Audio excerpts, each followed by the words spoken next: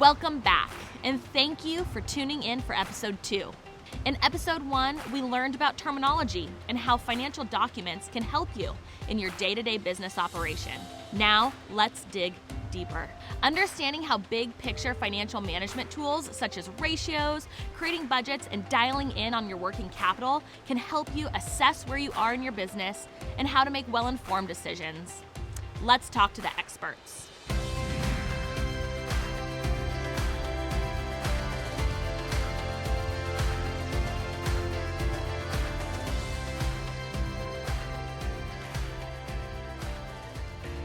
Working capital really involves the assets and liabilities that are used to operate the business. With that, what I'm talking about is we need cash to pay bills.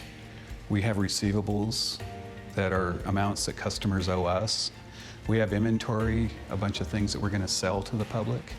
And then we have payables. We have bills that we have to pay others. Working capital is all of those things less what you owe other people. Basically, the amount of assets that you have to operate the business.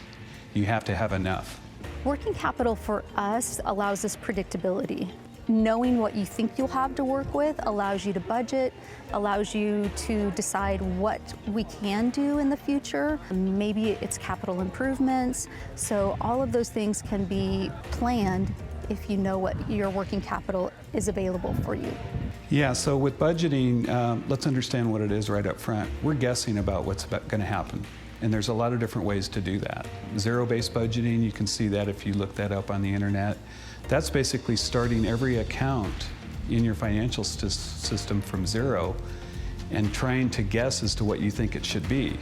If you've been in business previously, another way to do that would be to take last year's financial statements and looking at the balance in each account, make a guess as to what you think it should be by the end of this year.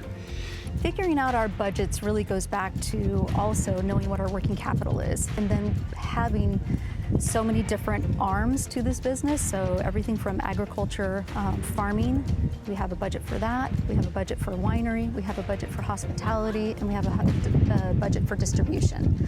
So each of those have to all synchronize into one budget, and we have to determine where our money is best spent in each of those areas. For a small business, I would say, so what if you have a variance from what your budget said? That's okay. The important thing is to know that you were off from what you guessed would happen. And that will help you understand as you go forward how to minimize that so that your guessing becomes more accurate and your business operations and results become more predictable. Benchmarking is kind of a big open-ended topic. The best way I can think of to describe benchmarking is basically you're making a comparison.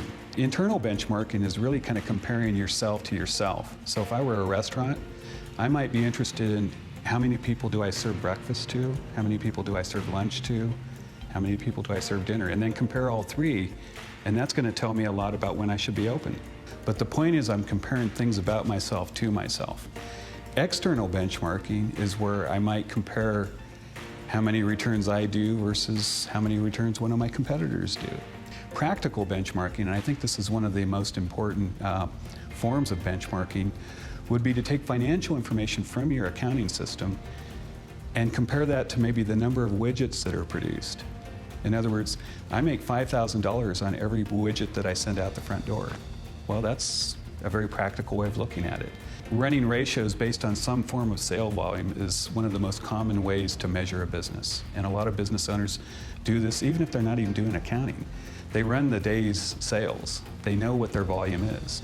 They may run it for every day of the year. They know when their big days are going to be and when their small days are going to be.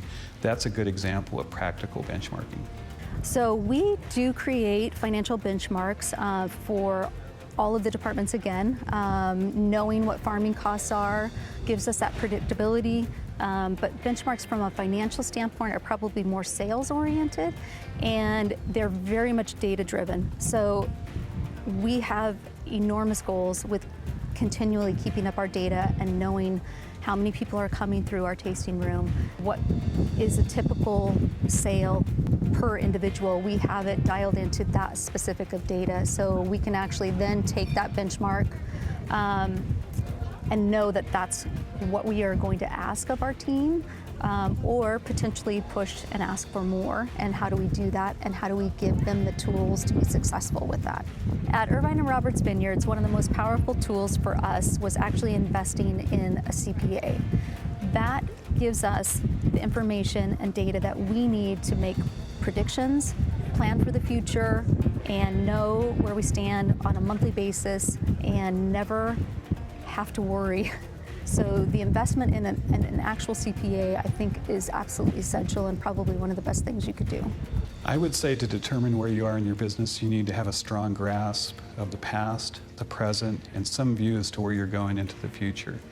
The usual way to answer the first two questions is by having a well-kept accounting system that's routinely kept up. It's the garbage in, garbage out principle. If your books are behind or missing a bunch of things, the results that you draw out of the books are going to be just as weak. You need to stay on top of things, and that usually involves applying a steady routine.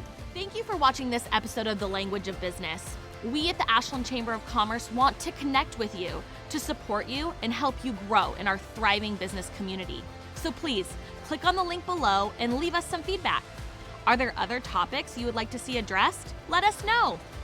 Please be sure to stay tuned for the next episode of The Language of Business. We'll see you next time.